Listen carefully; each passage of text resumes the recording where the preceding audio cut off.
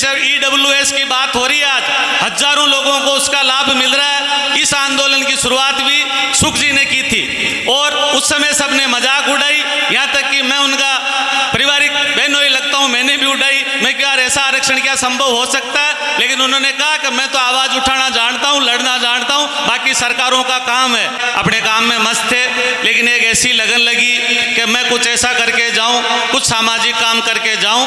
तब उन्होंने जयपुर की तरफ उनके कुछ पूर्व साथियों ने, जो उनके बचपन के दोस्त हैं, कुछ रिश्तेदार, कुछ उनके भाई, उनको जयपुर ले गए। स्वर्गीय कालवी साहब ने उनकी प्रतिभा को पहचाना और उन्हें श्री राजपूत करणी सेना का अध्यक्ष मनोनीत किया।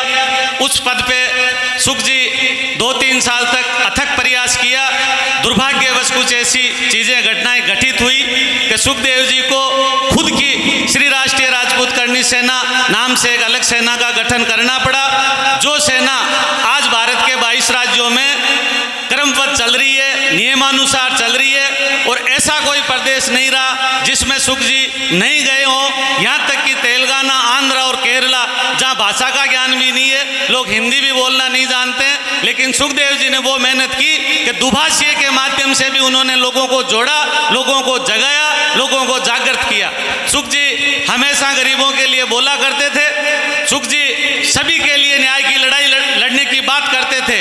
वो एक मेधावी छात्र जो जिस दिशा में जाना था उसमें नहीं जाके इस सामाजिक क्षेत्र में आया और अपना नाम आज अमर कर गया, और ऐसे ऐसे काम कर गए कि आप कल्पना नहीं कर सकते।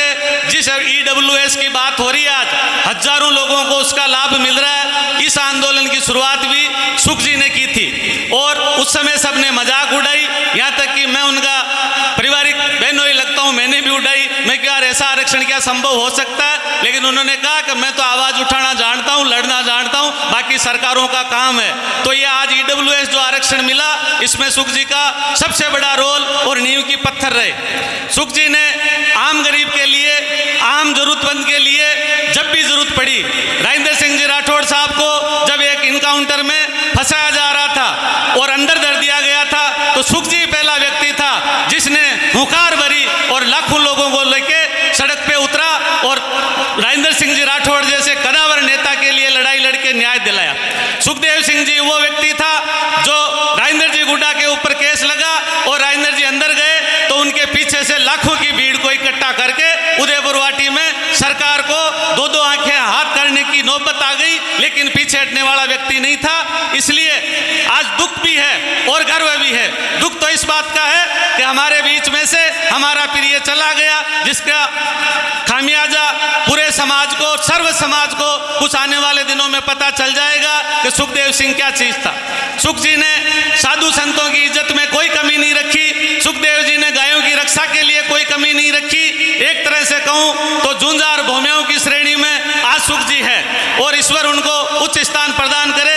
गोगा मेडी जिन गोगा जी के नाम से प्रसिद्ध थी, सैकड़ों सालों से, उस गोगा मेडी का अगर नाम आज किया है इस देश में उजागर, तो सुखदेव सिंह गोगा मेडी वो व्यक्ति है। इसलिए आपको मैं सुख जी के बारे में क्या बताऊं, इतना साधारण आदमी, इतना भरोसा करने वाला आदमी आज उस भरोसे और विश्वास की भेंट चढ़ गया। और दुख और अफसोस इस बात का है कि हमारे कुछ टुच्चे टाइप लोगों ने विश्वासघात करके आज हमसे ऐसे वीर योद्धा को छीन लिया जो समाज को जगाने आया था। लेकिन आप सबसे मेरा निवेदन है कि सुख जी ने एक बार कहा भी था कि मैं तो चला जाऊंगा लेकिन हजारों सुखदेव सिंह पैदा करके जाऊंगा। तो आज आप हजारों सुखदेव सिंह यहाँ बैठे हो। सुख जी हम सब के बीच में ही है, कहीं नहीं गया। उसकी प्रेरणा, उसके जोश, उसके जुनून को हम सबको आगे बढ़ाना है। मैं इन्हीं शब्दों के साथ अपनी वाणी को विराम देता हूँ। और सुख जी के 2 बच्चियां हैं, सुख जी के 2 छोटी छोटी बच्चियां हैं। आप सबको इन पे यथावत प्रेम और मार्गदर्शन बनाए रखना है। सुख जी के भाइयों